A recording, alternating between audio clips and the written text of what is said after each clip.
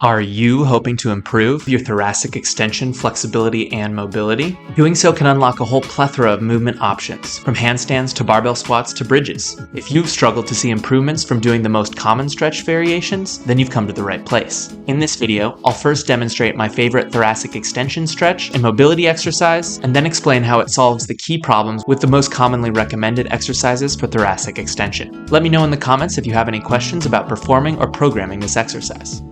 To perform this stretch, all we need is a wall. Begin by kneeling with your knees touching the wall. You'll want to open your hips very wide at the start. The wider your hips, the closer your hips will come to the wall, and the easier this stretch will be. You'll progress this stretch over time by bringing your knees closer together. Bring your torso flat against the wall by pushing your hips up towards the wall. Touch your chest to the wall and extend your chin and neck so that they actively reach backwards away from the wall in spinal extension. This is our starting position. Slowly bend your knees, bringing your hips down towards your heels. The most important part of this whole stretch is to maintain contact between your chest and the wall the whole time. This guarantees that the thoracic spine is extending. Go as far down as you can, but stop the moment that you cannot go further without your chest coming off the wall. If your hips don't make contact with your heels, come out of the stretch and move your knees further apart for the next set so that you can get the full range of motion. Will you look cool doing this stretch? That's a hard no.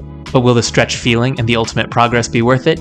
You betcha. After about 5 repetitions, I like to hold the end position and oscillate and deviate here for a few breaths. You can alternate between flexing your upper back muscles to extend the spine further and contracting your abs and chest to flex the spine, pushing your chest into the wall further. You can sway from side to side to express some lateral flexion and extension of the spine and work in a bit of spinal rotation as well. This really helps to find extra space in the upper spine and notice any particularly tight or challenging positions. Spending time here getting more and more comfortable will lead to serious results. After your first set, you might find that you feel warmer and could go a bit deeper. We progress this stretch by bringing the knees closer together. This increases the distance between your hips and the wall, allowing the hips to flex more, demanding further extension of the entire spine. After you've finished your stretching session, measure the minimum distance between your knees where you could keep your chest on the wall for the whole range of motion. Write that distance down and aim to improve upon this over time. This easy measurability is a huge advantage of this stretch. For another variation, you can also extend your arms overhead, which then couples thoracic extension with overhead shoulder flexion as well. When doing this, I like to use my fingertips to press against the wall to deepen the stretch. The advantage of this is that you can also improve your overhead shoulder mobility at the same time, which for many practical applications, like hand balancing and bridge poses, is what you want. The disadvantage is that if you lack overhead shoulder mobility, this will bottleneck your range of motion, causing your chest to leave the wall sooner than with the no arms version. Thus, you'll end up emphasizing the shoulders more than the spine. So I like to do both versions, but you can choose whichever suits your goals. You'll notice that this stretch is the same basic stretch to a yoga pose, just turned on its side. That pose is also a great one, as you can use gravity to pull you deeper. However, it's much more difficult to standardize the knee width, and it's a lot harder to slide in and out of due to your friction with the floor. And for that reason, I prefer this vertical version.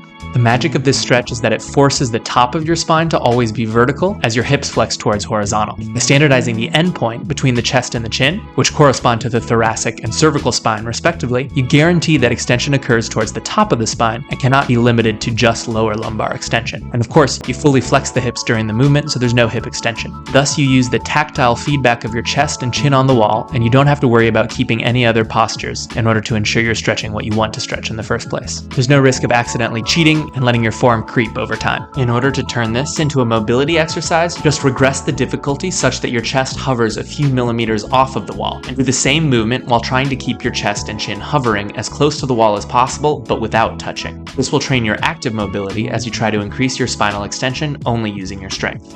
For programming, 2 to 5 sessions a week is fine, with each session doing 2 to 4 sets of about 5 reps, oscillating and deviating on the last rep for several breaths. As with all stretches, you want to work around a 7 or 8 out of 10 intensity, feeling a muscular burn and stretching sensation, but avoiding any sharp pains in the joints or vertebrae themselves. If you feel this, regress the difficulty until it's pain-free. This is by no means the only stretch for the upper spine. If you do a search for thoracic extension, the 2 most commonly recommended exercises are the butcher's block, or the preacher's pose, and that foam roller thoracic mobilization thing. While both of these can effectively provide a stretch, there are 2 key problems with both of these stretches that make me prefer the one I just showed you. First of all, both of these are way too easy to cheat. If you watch any tutorial for these, a substantial portion of the time is spent warning you to engage your core to prevent the movement coming from your lower lumbar spine instead of the upper spine. It's very hard to prevent the lumbar spine from providing most of the bending, and if you're programming these over several months, as you should be if you want to see durable results, progress. It's going to be very difficult to avoid form decay over time at the expense of real progress. Why not instead use a movement that doesn't beg you to cheat?